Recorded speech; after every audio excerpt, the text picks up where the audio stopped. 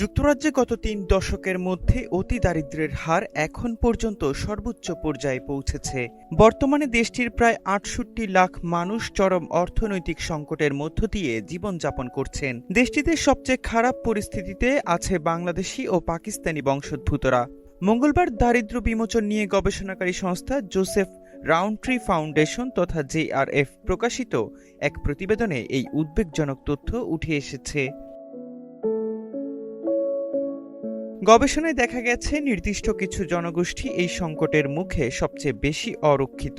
বিশেষ করে বাংলাদেশি ও পাকিস্তানি বংশোদ্ভূতদের মধ্যে দারিদ্র্যের হার আশঙ্কাজনকভাবে বেশি। এছাড়া শারীরিক প্রতিবন্ধী ব্যক্তিরাও চরম অভাবের মধ্য দিয়ে দিন কাটাচ্ছেন। প্রতিবেদনে শিশু দারিদ্র্যের ভয়াবহ চিত্রও উঠে এসেছে। বর্তমানে দেশটিতে প্রায় ৪৫ লাখ শিশু দারিদ্র্যের মধ্যে বেড়ে উঠছে, যা টানা ৩ বছর ধরে বাড়ছে। প্রতিবেদনের সংজ্ঞা অনুযায়ী যুক্তরাজ্যে সেসব পরিবারকেই অতি দরিদ্র বলা হয় যাদের বাড়ি ভাড়া ও আবাসন সংশ্লিষ্ট যাবতীয় খরচ মেটানোর পর অবশিষ্ট আয় জাতীয় গড় আয়ের ৪০% কম। ২ সন্তান সহ একটি দম্পতির ক্ষেত্রে এই আয়ের পরিমাণ বছরে প্রায় ১৬,৪০০ পাউন্ড বা $২২,৪৪৭ নিচে। JRF এর পরিসংখ্যান বলছে ১৯৯৪-৯৫ অর্থ বছরে যুক্তরাজ্যে সামগ্রিক দারিদ্র্যের হার ছিল ২৪%, যা ২০২৩-২৪ সালে সামান্য কমে ২১% দাঁড়িয়েছে।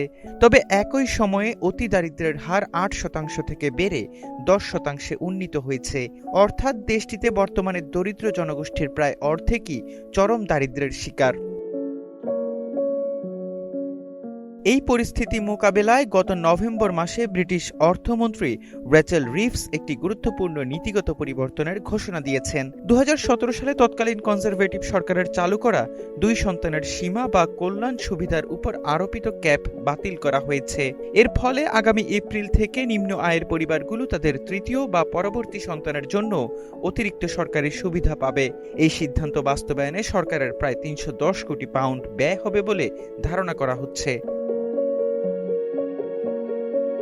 জোসেফ রাউন্ডট্রি ফাউন্ডেশন সরকারের এই পদক্ষেপকে স্বাগত জানালেও সতর্ক করে বলেছে, কেবল এই একটি উদ্যোগ দারিদ্র্য নির্মূলে যথেষ্ট নয়।